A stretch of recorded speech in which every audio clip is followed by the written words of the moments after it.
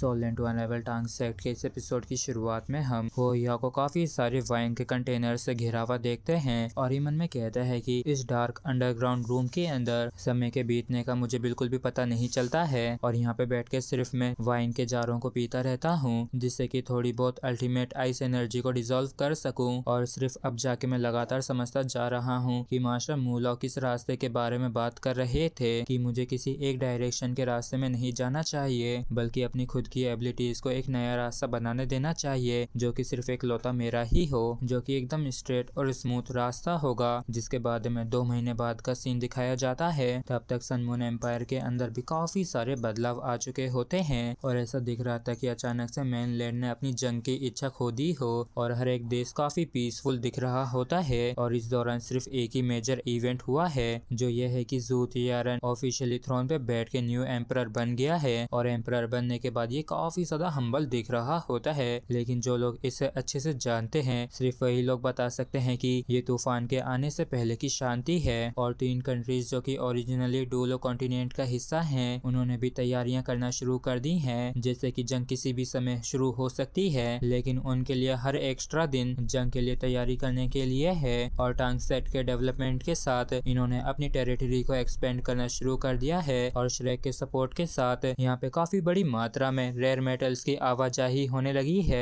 और बस इन 2 महीनों में टांग सेट ने काफी सारे सोल टूल्स को भेजा है, खासकर ज़ूगे गॉड कैनन, तियानदाओ और स्टारलो एम्पायर को। और वाकई में टांग सेट काफी तेज रफ्तार से डेवलप कर रहा है और जो ओरिजिनल सिचुएशन थी जहाँ पे सोल टूल यूजर्स कमजोर थे जबकि सोल मास्टर्स काफी ताकतवर थे, अब ये सिचुएशन बदलना शुरू हो गई होती है। जिसके बाद में इनर कोर्ट का सीन दिखाया जाता है जहाँ पे कोई पूछता है कि सिचुएशन कैसी है और क्या तैयारी है, जिस पर जुआन लाओ एक सी गॉड पवेलियन मीटिंग करने के लिए कहते हैं। जिसके बाद में टांग सेट का सीन दिखाया जाता है जहाँ पे पिंकी, गुये और जुईचेन ये तीनों ही काफी खतरनाक तरीके से लड़ रहे होते हैं और इस खतरनाक क्लैश के बाद पिंकी खुश हो रही होती जबकि गुये कहती है कि आखिरकार हमारी लंबे समय की प्रैक्टिस सफल रही। और पिंकी जोश में आते हुए कहती है कि हमें अगली बार इसे हराना होगा। तो गुये इससे कहती है कि तो फिर तुम्हें इसके लिए अपनी पावर भी बढ़ानी होगी और एक बार जो तुम सोल एम्परर पे पहुंच के एक सोल रिंग को ऑब्टेन कर ली तो मुझे लगता है कि हम उससे फाइट कर सकते हैं। जबकि साइड में बैठा हुआ जूसान से कहता है कि मुझे तो खासकर ऐसा लग रहा है कि तुम दोनों करीब करीब उसके खिलाफ मर ही गई थी। तो पिंकी इससे कहती है कि ब्रदर सांसी, आपको बस जले पे नमक छिड़कना ही आता है और आप कैसे कह सकते हैं कि हम दोनों उससे लड़ते हुए करीब करीब मर ही गए थे। जिस पर जूसांसी कहता है कि क्या तुम्हें ये लगता है कि वो स्वॉर्डमैन एक इडियट है, बल्कि मुझे तो नहीं लगता कि वो तुम दोनों के खिलाफ सीरियसली लड़ भी रहा था, क्योंकि अभी टांग सेट के अंदर जब भी हमारी उसके साथ पर्सनल कॉम्बैक्ट होती है तो यहाँ तक कि बेबे और मुझे भी काफी मशक्कत करनी पड़ती है उससे लड़ने में, जबकि वो तो तुम दोनों के ऊपर अटैक करने के दौरान काफी ज्यादा हिचकिचा रहा था जिस वजह से वो अपनी स्ट्रॉन्गेस्ट पावर को दिखाने में विफल रहा। लेकिन अगर उसने अपनी फुल पावर अटैक को इस्तेमाल किया होता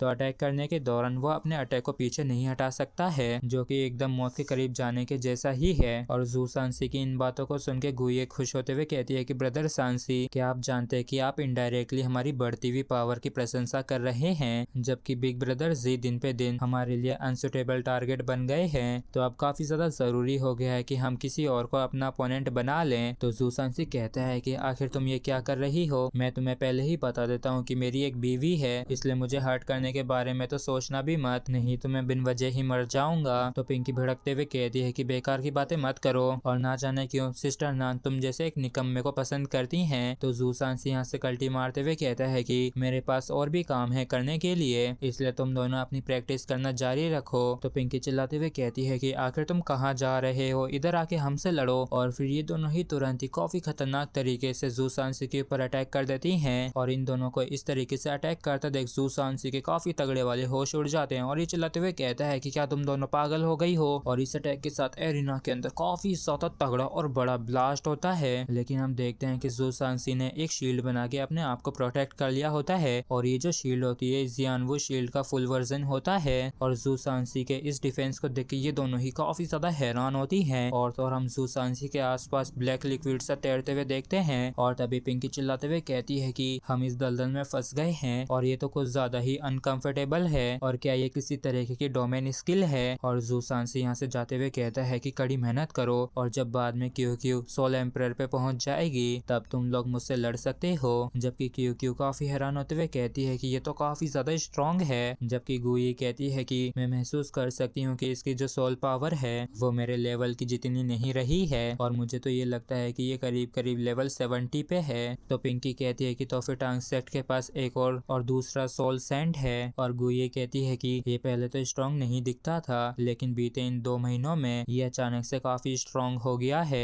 जबकि ज़ूसांसी बड़े आराम से इनकी बातों को सुन पा रहा होता है और ये मन में कहता है कि बच्ची तेरा विजन तो काफी ज्यादा एक्यूरेट है और तुमने एकदम सही कहा, मेरी जो सोल पावर है वो लेवल 68 तक पहुंच गई है। और तभी कोई ज़ूसांसी के पास आते हुए कहता है कि ब्रदर सांसी काफी लंबे समय से मिले नहीं, और यहाँ पे वन एंड ओनली हुआ यह आ जाता है जो कि अपनी 2 टांगों पे चल के आया होता है। जबकि ज़ूसांसी यह को खड़े देख के काफी ज्यादा खुश हो जाता है और ये कहता है कि लड़के आखिरकार तुम खड़े हो ही गए। जिसके बाद ये दोनों एक दूसरे से गले लगने लगते हैं और यह कहता है कि हाँ, मैं अभी अभी ही सेक्लूजन से बाहर आया हूँ और जैसे ही मैं बाहर आया तो मुझे आपकी परफॉर्मेंस देखने को मिली और सच में आपकी पावर तो काफी ज्यादा बढ़ गई है। तो ज़ूसांसी पूछता है कि क्या तुम्हारे पैर पूरी तरीके से हील हो गए हैं, जिस पर यह कहता है कि हाँ, अभी वैसे कोई दिक्कत नहीं है और अब मेरे सारे मेरिडियंस भी कनेक्ट हो चुके हैं। तो ज़ूसांसी कहता है कि ऐसा दिखता है कि तुम पहले से काफी ज्यादा स्ट्रॉन्ग भी हो गए हो। तो यह कहता है कि तो क्या आप आजमाना चाहेंगे। जिसके बाद एरिना में ये दोनों ही एक दूसरे के आमने सामने आ जाते हैं और यह कहता है कि ब्रदर सांसी आ जाओ। तो ज़ूसांसी अपनी पावर को रिलीज करते हुए कहता है कि चलो ठीक है, अब शुरू करते हैं। और सांसी को देख के यह मन में कहता है कि ब्रदर सांसी तो काफी ज्यादा इम्प्रूव हो गए हैं। और इसी के साथ फ्रेंड्स, हमारा ये एपिसोड भी यहीं पे खत्म होता है। अगर आप लोगों को वीडियो अच्छा लगा हो तो प्लीज चैनल को सब्सक्राइब और वीडियो को लाइक करना बिल्कुल भी ना भूलें। Thank you.